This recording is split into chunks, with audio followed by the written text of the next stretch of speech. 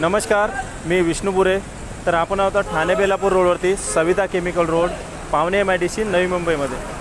तर नवी मुंबईकरांना आता उन्हाळ्याचे दिवस असल्या कारणामुळे नवी मुंबईकरांना 2-2, 3-3 दिवस पाण्याचा प्रवाह येत नाही, कारण त्यांना पाण्यासाठी वेटिंग करावी लागते, कारण 2-2, 3-3 दिवस त्यांना पाणी मिळत नाही। तर तेच पाणी स्टोअर करून त्यांना ठेवावं लागतं आणि तेच वापरात आणावं लागतं। तर आता गेले कित्येक महिन्यापासून किंवा वर्षापासून हे असे इथं वाल आहेत, त्या वालमधून हजारो लिटर पाणी वेस्टेज होतं।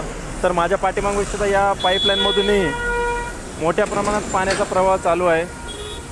हे आता किती रात्रंदिवस 24 तास हा पाण्याचा प्रवाह चालू असतो। अजून एक पुढे दाखवतो तुम्हाला, तिथून पण किती तास झाले त्या पाण्याचा प्रवाह चालू आहे।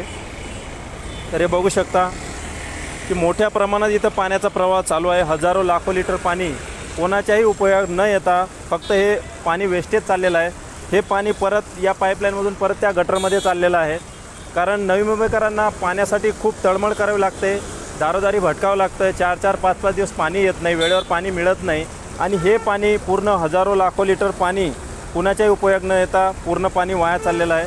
तर माझी विनंती आहे, महानगरपालिका असेल किंवा MIDCमधले ऑफिसर असतील, त्यांनी या पाईपलाईनची तात्काळ पाहणी करून हा पाण्याचा प्रवाह आहे तो बंद करावा, जेणेकरून नवी मुंबईकरांना पाण्याची गैरसोय होणार नाही। याची दक्षता नवी मुंबई महानगरपालिका आणि MIDC ऑफिसरनी घ्यावी ही विनंती। धन्यवाद।